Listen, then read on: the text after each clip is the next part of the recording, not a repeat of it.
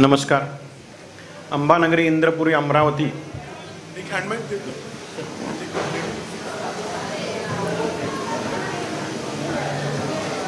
अंबापुरी, Indrapuri, Amravati. रुक्मिणीची Amravati, लोपमुद्रेची Amravati, null Damayanti या राजांची अमरावती. या अमरावती नगरीमध्ये आज अखिल महाराष्ट्र स्त्री आरोग्य तज्ज्ञ व प्रसूतीशास्त्रज्ञांचा हा जो 34वा वार्षिक मेळावा आहे, या अधिवेशनामध्ये मी डॉक्टर सुदेश जोशी आणि मी डॉक्टर शंतनू अभ्यंकर आम्हा दोघांना या ठिकाणी तुमच्याशी संवाद साधण्याची संधी दिली, त्याबद्दल मी आयोजकांचा मनापासून ऋणी आहे. आज या मेळाव्यामध्ये टर्निंग पॉईंट अर्थात वळण टप्पा असं मी त्यांचं मराठी भाषांतर केले, याच्यावर बोलण्याविषयी आम्हाला संधी देण्यात आली. मुद्दा तसा अगदीच वेगळा होता. याच्यावर काय बोलावं काय नाही याच्याविषयी मी आणि शंतनूंनी चर्चा केली आणि शेवटी ठरलं की स्त्री आरोग्यशास्त्रामधल्या जे काही ऐतिहासिक टप्पे आहेत आणि जे रोज आपल्याला वेगवेगळे अनुभव शिकवून जातात त्या विषयावर आपण बोलूयात. यामध्ये प्रसूतीशास्त्र, गर्भपात, वंध्यत्व, समाजाच्या स्त्रीच्या आरोग्यशास्त्राकडनं वाढलेल्या अपेक्षा, त्यांचे बदललेले ऋणानुबंध याविषयी आम्ही बोलूयात असं ठरवलं. अगदी सुरुवातीपासून सुरुवात करायची तर मी विचार करतो की का बरं स्त्री आरोग्यशास्त्र आणि प्रसूती तज्ज्ञ व्हायचं ठरवलं. मी झालं असं की नवीनच लग्न झालं होतं, महाबळेश्वरला गेलो होतो बायकोबरोबर शिरस्त्याप्रमाणे, आणि तिथे पद्धतीप्रमाणे ज्योतिषी भेटले आणि ते म्हणले माझ्या बायकोला यांना जपा, यांना बायकांपासून फार त्रास आहे म्हणले. त्या ज्योतिषाची बत्तीशी 100% खरी ठरली, कारण लवकरच नंतर मला पदव्युत्तर शिक्षण हे स्त्री आरोग्य तज्ज्ञ आणि प्रसूतीशास्त्रज्ञ म्हणून घ्यायची संधी मिळाली. त्यामुळे बऱ्याच बायकांचा बराच त्रास मला सोसावा लागला. मुळात स्त्रियांचा अभ्यास हा तसा सोपा वाटायचा. इतर डिपार्टमेंट्समधनं डॉक्टर लोक विचारायचे दुखायचं थांबलं का, आमच्या विभागामध्ये दुखायचं सुरू झालं का असं विचारतात. एकाच वेळेला 2-2 जीवांची काळजी व्हायची संधी मिळते. त्यावेळेला कायचिकित्सक आणि शल्यचिकित्सक अशी वैद्यकशास्त्रामध्ये उभी फूट होती, अजूनही आहे, पण आता ती कमी झालेली आहे. त्यामुळे समजा स्त्री आरोग्य तज्ज्ञ झालं तर तुम्ही कायचिकित्सक पण होता आणि शल्यचिकित्सक पण होता. कारण हे कायचिकित्सक मंडळी स्वतःला फार शाणे समजतात, त्या शल्यचिकित्सकांकडे अतिशय तुच्छतेने बघतात. कारण शेवटी असं आहे की पोट उघडून आजार कोणीही बरा करेल, पण नुसतंच दवा देऊन दवा घेऊन जातो तो खरा, अशी त्यांची धारणा होती. त्यामुळे ज्या वेळेला तुम्ही स्त्री आरोग्य तज्ज्ञ होता त्यावेळेला तुम्हाला हस्तलाघव आणि बुद्धिवैभव दोन्ही दाखवण्याची संधी मिळते. त्यामुळे हे देखील एक आकर्षण होतं.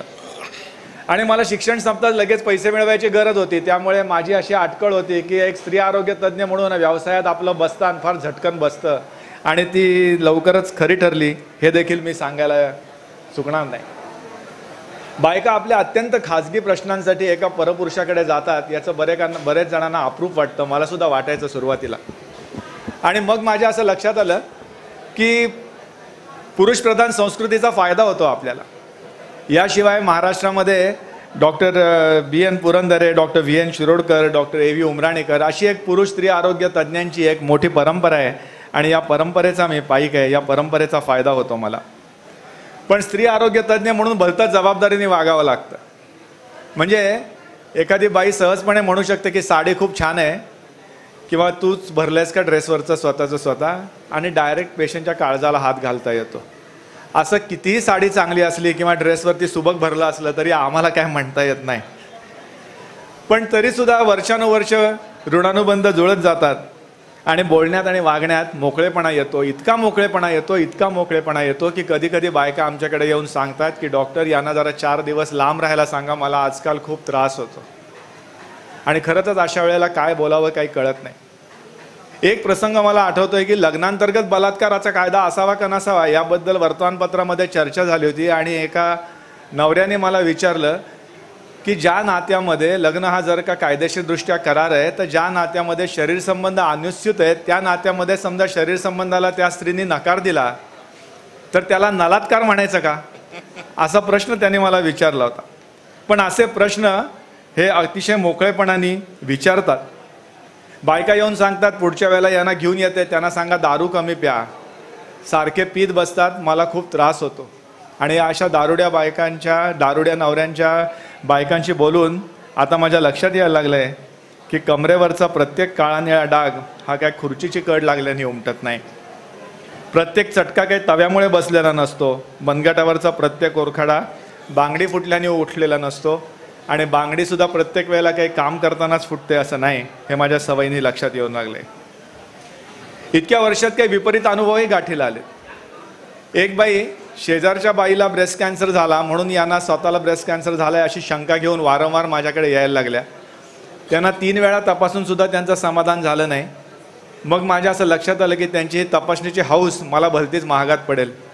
शेवटी एका सिस्टरकरवी त्यांना तपासलं. जरा दरडावून त्यांच्याशी बोलल्यानंतर त्यांनी उलटा कांगावा सुरू केला. शेवटी CCTVच्या उपस्थितीची जाणीव त्यांना करून दिल्यानंतर त्यांनी योग्य तो परिणाम हा साधला गेला. पण खरोखरच अशा वेळेला एक पुरुष आणि स्त्री आरोग्य तज्ज्ञ म्हणून तुम्ही किती हतबल आहात हे लक्षात येतं. पण याहून महत्त्वाचं म्हणजे स्त्रियांना अशा अनुभवाला वारंवार सामोरं जावं लागत असेल त्यावेळेला त्यांना कसं वाटत असेल ही देखील भावना काळी चिरत जाणारी ठरते, हे मी नम्रपणे नमूद करू इच्छितो. बदनामीची भीती प्रत्येक डॉक्टरला असतेच, पण अशा प्रसंगामध्ये ही जी बदनामीची टांगती तलवार आहे तिची लखलख डोळे दिपवते असं माझ्या लक्षात आलं. पुरुष स्त्री आरोग्य तज्ज्ञ असण्याचा काही फायदाही होतो. पुरुष मंडळी आमच्याशी फार मोकळेपणाने बोलतात. अर्थात एखाद्या मूल न होणाऱ्या पुरुषाची तपासणी आम्ही सहजपणे करू शकतो, जे बाईला किती पुढारलेली असली आणि तो पुरुष किती समजूतदार असला तरी भारतीय समाजामध्ये शक्य नाही. एवढंच काय, आपल्या बायकोबद्दल सुद्धा पुरुष आम्हाला काय काय सांगतात. डॉक्टर पुढे सुतासारख्या सरळ असणाऱ्या बायकांना घरी जाताच काय काय काय काय व्हायला लागतं. त्याच्यात कसंसच होणं नावाचा एक आजार आहे जो भल्या धन्वंतरीनं आजपर्यंत उलगडलेला नाही. मग पुढच्याला तो बरोबर घेऊन आला ना बायकोला की तो माझ्या समोरच म्हणतो की तुला काय होतंय ते आत्ताच इथे सांग, मग पुन्हा घरी गेल्यावर तुझी असं म्हणेपर्यंत ती खणकाऱ्याने बाहेर निघून गेलेली असते. तो म्हणतो बायको आहे का सायको आहे. टाळी द्यायचा मोह मला भयंकर करून आवरावा लागतो. एका माणसाने अशाच मला बायको सुधारण्याच्या गोळ्या मागितल्या. म्हटलं माझ्याकडे नाही, पण तुम्हाला कुठे मिळाल्या तर 4 बाटल्या माझ्यासाठी पण घेऊन या. हा इतका माणूस म्हणजे बेकार. त्याने हा जोक त्याच्या बायकोला सांगितला, त्याच्या बायकोने माझ्या बायकोला सांगितला, ती बिघडली आणि मला सुधारावं लागलं. असे सगळे प्रसंग होत जातात. खरं तर डॉक्टरकीत कसला आलाय स्त्री पुरुष भेदाभेद. ज्या वेळेला पहिल्या वर्षी शवविच्छेदनाच्या वर्गामध्ये नग्न मनुष्यदेह सर्वप्रथम समोर येतो त्याला मन सरकतं आणि पुढे प्रत्येक वर्षी या नवद्वारी देहाची नश्वरता ही हळूहळू लक्षात यायला लागते. आणि मग पुढ्यातला पेशंटला भवतापमुक्त कसं करता येईल एवढीच भावना उरते. बाई बुवा लहान थोर काळा गोरा हे भेद फक्त औषधापुरते उरतात. म्हणजे शब्दशः औषधापुरतं, जिथे औषध या भेदांवरती अवलंबून आहे एवढ्यापुरते उरतात. आणि त्यामुळेच पुरुषसुद्धा उत्तम स्त्री आरोग्य तज्ज्ञ आणि प्रसूतीशास्त्रज्ञ होऊ शकतात.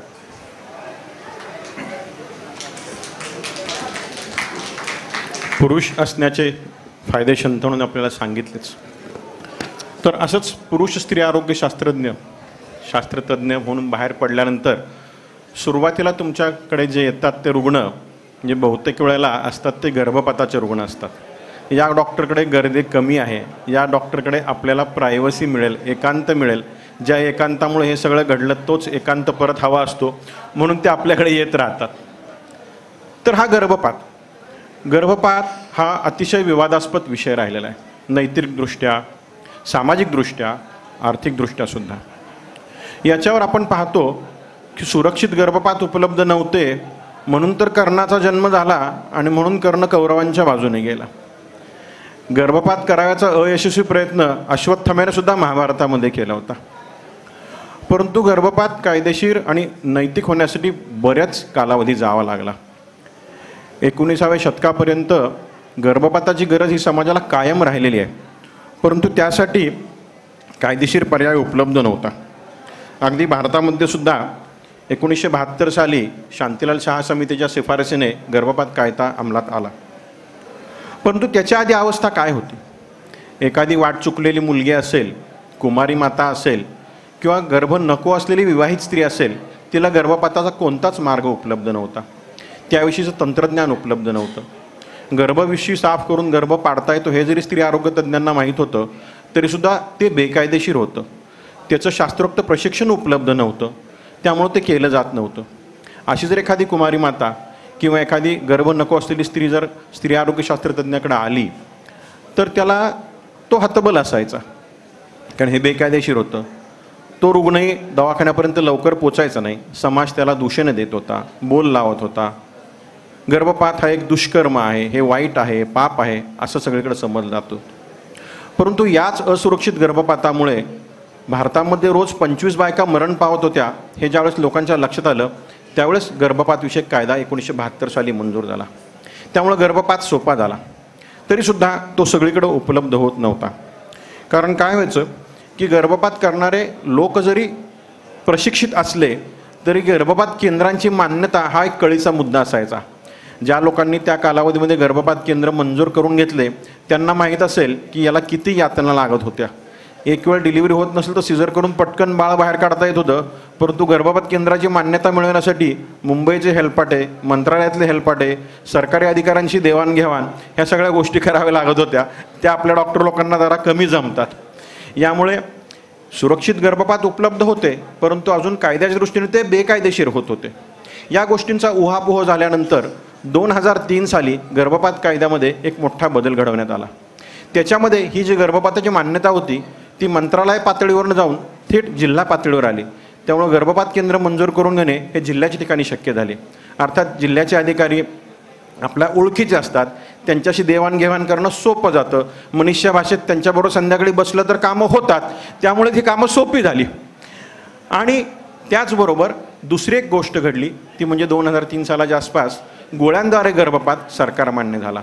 मिफेप्रोस्टोन मिझोप्रोस्टॉल हे कॉम्बिनेशन आल्यामुळं ज्या गर्भपात शस्त्रक्रियेतनं करावे लागत होते, शस्त्रक्रिया, भूल या गोष्टीतला धोका पूर्णपणे कमी झाला. मी आणि शंतनूने एक अभ्यास केला होता.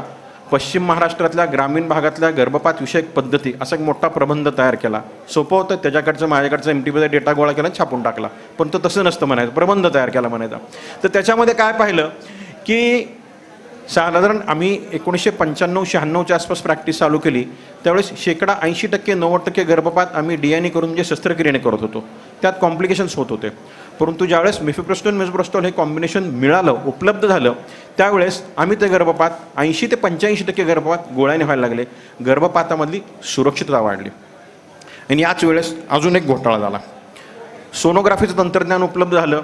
त्याचा वापर, गैरवापर, स्वैरवापर, अतिरेकी वापर, काही लोकांनी केलेला चुकीचा वापर यामुळे परत एकदा सगळे स्त्री आरोग्यतज्ञ सरकारच्या नजरेखाली आले.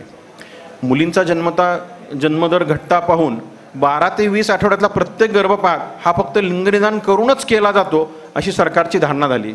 त्यामुळे मग गर्भपातविषयक कायदा अतिशय कडकरित्या अंमलात आणण्यात आला. त्यापूर्वी 20 आठवड्याची जी कायदेशीर मर्यादा होती ती थोडीशी धूसर होती. एखादी अनमॅरिड प्रायमी आली, एखादी एनेन्केफेली आली, ती जर 20 आठवडे 2 दिवस होत असेल तर 19 आठवडे 4 दिवस करून विनासायास गुडविलमध्ये कायद्यामध्ये लवचिकता आणून केलं जात होतं. हे सगळं बंद झालं. प्रत्येक गर्भपात हा भ्रूणहत्या, स्त्री भ्रूणहत्या म्हणूनच केला जातो अशी सरकारची धारणा झाल्यामुळं प्रत्येक सरकारी अधिकारी प्रत्येक 12 ते 20 आठवड्याच्या गर्भपातावर कसून नजर ठेवायला लागला.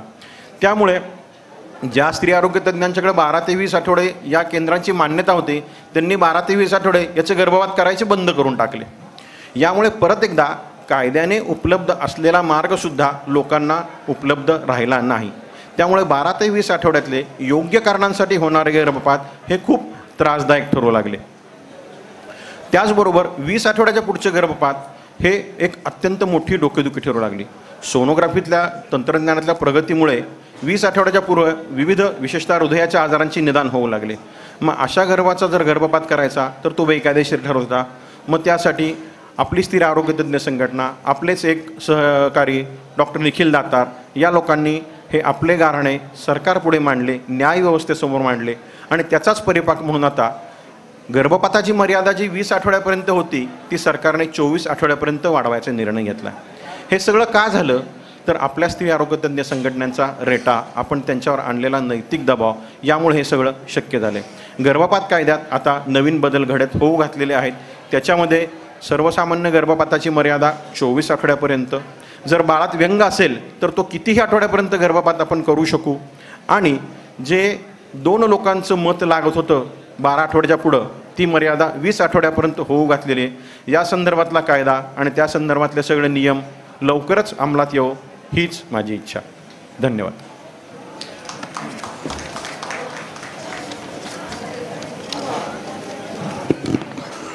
माता मृत्यू हा आपल्या देशाला भेडसावणारा एक प्रश्न होता। ज्यावेळेला मी वैद्यकीय महाविद्यालयात प्रवेश घेतला त्यावेळेला 1 लाख जन्मांमागे 600 बायका मरायच्या। आज महाराष्ट्रामध्ये हे प्रमाण 55 वरती आलेलं आहे आणि याला तुम्ही आम्ही सगळेजण जबाबदार आहोत। अतिशय आनंदाची अशी गोष्ट आहे आणि त्याच्यामध्ये या गर्भपाताचा कायदा आणि इतर अनेक गोष्टी आहेत, पण तरी देखील अजूनही माता मृत्यू घडतात। मला आठवतं आहे एक पेशंटला आणलं माझ्याकडे, ती आणली आणि गेली। तिला झटके येत होते, तोंडाला फेस आलेला होता, जेमतेम श्वास चालू होता, नाडी जवळपास लागत नव्हती, ती जाणार होती हे दिसतच होतं। 9 महिन्याचा टम्म फुगलेलं पोट, सगळीकडे सुजलेली, आणि झटके देत देत देत शेवटचेच आचके आणि झटके दिले आणि ती माझ्या टेबलवरतीच गेली। ती निघाली होती कोयनेच्या पलीकडे, जंगलाच्या पलीकडे, कोयनेच्या पाण्याच्या पलीकडे, महाबळेश्वरच्या पलीकडच्या गावातून निघाल्यानंतर ती 2 तासांनी रस्त्यापर्यंत पोचली। तिथे तिला तासभर थांबलील्यानंतर गाडी मिळाली। वाटेत 3 दवाखान्यात थांबून ती माझ्यापर्यंत पोचली आणि ती गेली। एकूण 7 तासाचा प्रवास झाला होता, पण माझ्या मागे कागदपत्र भरायचं काम लागलं, कारण तिचा मृत्यूचा दाखला मी दिला होता। अर्थात त्याला माझी हरकत असून चालणार नव्हती, कारण आता माता मृत्यू हा राष्ट्रीय प्रश्न झाला होता। काही दिवसांनी मला जिल्हाधिकारी कार्यालयातून फोन आला की तिच्या चौकशीच्या सभेला या म्हणून। मी गेलो। मी थेट जबाबदार नव्हतो, त्यामुळे मी जरा आरामात होतो, पण सरकारी यंत्रणा कशी काम करते ते जवळून बघायची संधी मला या निमित्ताने मिळाली। ते जे जिल्हाधिकारी होते ते स्वतः डॉक्टर होते, नंतर IAS झालेले होते, त्यामुळे त्यांना या प्रश्नाबद्दल विशेष आस होती। त्यांनी अतिशय नेमके प्रश्न विचारायला सुरुवात केली आणि कुणाचाही मुलाहिजा न ठेवता आपल्याच यंत्रणेचा पर्दाफाश करायला सुरुवात केली। अक्षरशः शाब्दिक शवविच्छेदन त्यांनी चालवलेलं होतं। तिच्या खोपट्यात कोण गेलं होतं, कोणत्या आरोग्य केंद्राच्या अखत्यारीत येतं तिचं गाव, कोणती आशा जाणं अपेक्षित होतं, कोणती परिचारिका, असे प्रश्न ते विचारत होते। तिचा रक्तदाब मोजला होता का, लघवीत प्रथिनपात होतोय की नाही हे बघितलं होतं का, तिला बाळंतवाताचे झटके येईपर्यंत काय काय झालं, काय काय कमी पडलं, याची सगळ्याची झाडाझडती त्यांनी सुरू केली। बाळंतवात म्हणजे इक्लॅम्शिया। एकूणच 5व्या नंतर कोणीच तिच्याकडे फिरकलं नव्हतं आणि ती सुद्धा दवाखान्यामध्ये फिरकली नव्हती। आशाबाईंचं म्हणणं असं होतं की कितीही सांगितलं तरी या वस्तीवरची माणसं अजिबात प्रतिसाद देत नाहीत। पुरुष सगळे दिवसभर दारू पिऊन तर असतात आणि बायका दारू गाळायच्या कामामध्ये असतात, त्यामुळे तिथे जायला एखादी स्त्री वैद्यकीय अधिकारी असते, ती सुद्धा दिवसाढवळ्या जायला तिथे घाबरते।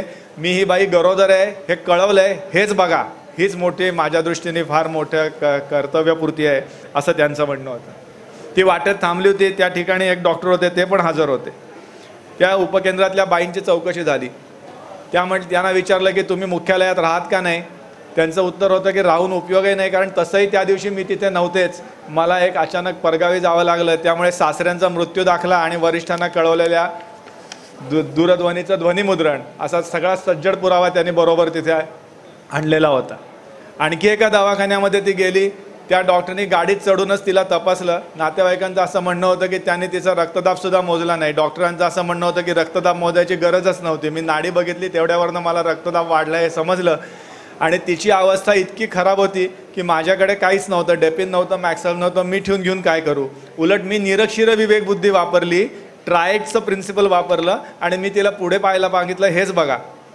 पुढचा दवाखाना आणखी मोठा होता, तिथे तज्ज्ञ डॉक्टर होते, त्यांच्याकडे डेपिन होतं, मॅक्सल्फ होतं, सगळं काही होतं, पण त्यांनी इंट्राकॅथ लावला नाही, लघवीच्या जागी नळी घातली नाही, कुठल्याही तपासण्या केल्या नाहीत। त्याने देखील तिला तसंच पुढे पाठवलं। इथे पाणी मुरतंय अशी जिल्हाधिकाऱ्यांची खात्री झाली। त्यांनी खूप खोदून विचारल्यावर ते डॉक्टर म्हणाले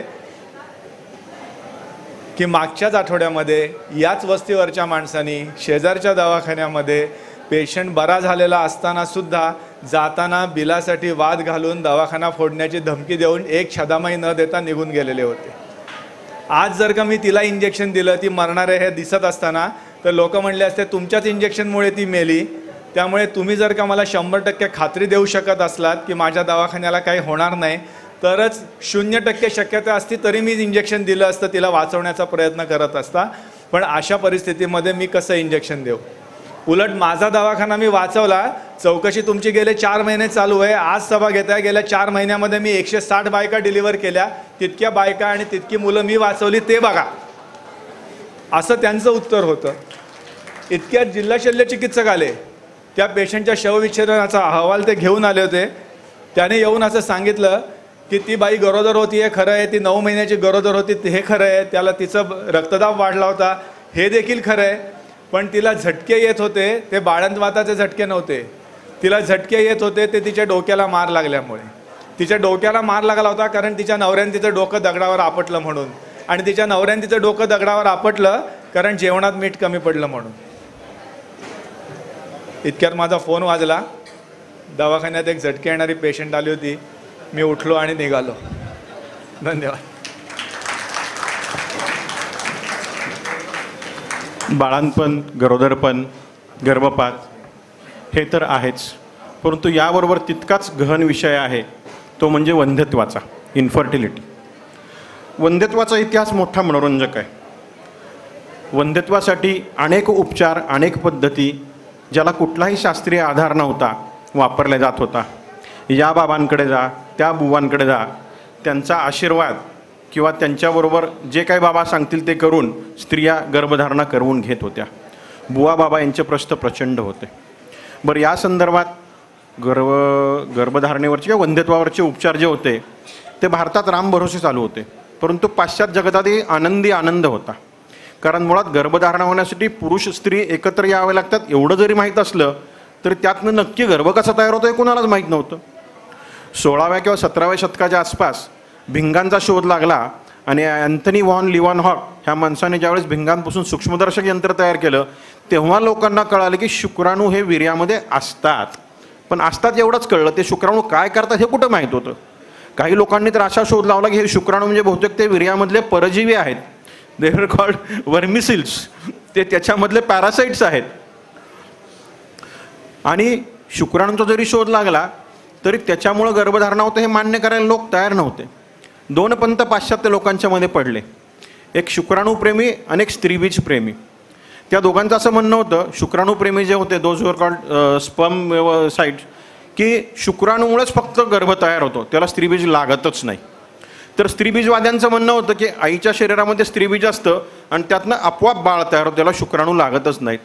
आता जगाच्या निर्मितीपासून आपण पाहत आहोत की स्त्री आणि पुरुष एकत्र येणं गरजेचं आहे.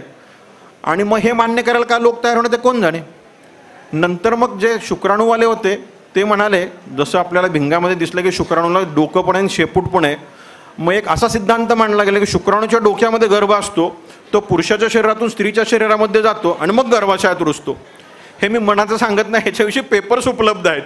इतका मनोरंजक इतिहास आहे. मग हे झाल्यानंतर शेवटी एकदाचं असं लक्षात आलं, एक 150 वर्षानंतर ज्यावेळेस ओहमचा म्हणजे स्त्री बीजाचा शोध शास्त्रोक्तदृष्ट्या लागला आणि प्रत्यक्ष स्त्री पुरुष मिलन नुसतं न होता शुक्राणू आणि गर्भबीज यांचं मिलन झाल्यावर गर्भधारणा होते हे लक्षात आलं. मग याच्यामध्ये शुक्राणूंच्या मोजमापाचं कोणतंच सहाय्य उपलब्ध नव्हतं. 1930 सालापर्यंत तर शुक्राणूंची संख्या कशी मोजायची याविषयी कुठलीच मानकं तयार नव्हती. अगदी जागतिक आरोग्य संघटनेने WHO सुद्धा 1980 साली पहिल्यांदा शुक्राणूंची मानके तयार केली. त्याच्यामध्ये 10 गोष्टी आहेत. शुक्राणूंची संख्या, आकार, हालचाल, वेग, त्याच्यामधले असलेले दोष, ह्या सगळ्या गोष्टी मोजल्या लागल्या. आणि नंतर 1960 सालाच्या आसपास औषध निर्माणशास्त्रामध्ये क्रांती झाली आणि क्लोमिफेन सायट्रेट नावाचं एक औषध तयार झालं. या औषधामध्ये खऱ्या अर्थाने स्त्री वंध्यत्व उपचारामध्ये क्रांती झाली. ज्या स्त्रियांना स्त्रीबीज तयार होत नसल्यामुळे गर्भधारणा होत नव्हती अशा स्त्रियांना मोठा मार्ग खुला झाला.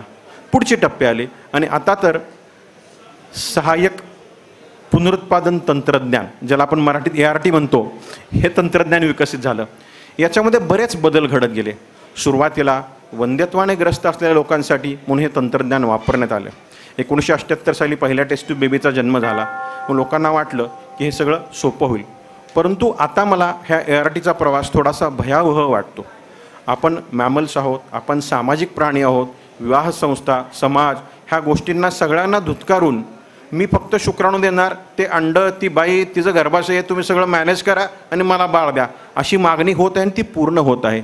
किंवा मी काहीच देणार नाही, इकडनं शुक्राणू घेतो, त्या दुकानातनं अंडे येतो, तिसऱ्या दुकानातनं बाईचं गर्भाशय येतो, रेडीमेड फॅक्टरीतनं बाळं तयार करा. आणि हे फार लांब नाही आहे, हे होतं आहे. आणि यासाठी हे बरोबर आहे की चूक आहे हे आपण आज सांगू शकत नाही, ते काळच ठरवेल. परंतु वंध्यत्व निवारण तंत्रज्ञानातलं हे भविष्य मला तरी थोडंसं आता भयावह वाटतं आहे. धन्यवाद. धन्यवाद. आम्हाला इथे बोलण्याची संधी दिली आणि बोलावलं याबद्दल संयोजकांचे मनापासून आभार. मनोरथाचलं त्या नगरीला, भूलोकीच्या अमरावतीला येण्याची संधी या निमित्ताने मिळाली. पुन्हा एकदा सर्वांचे आभार मानतो आणि थांबतो.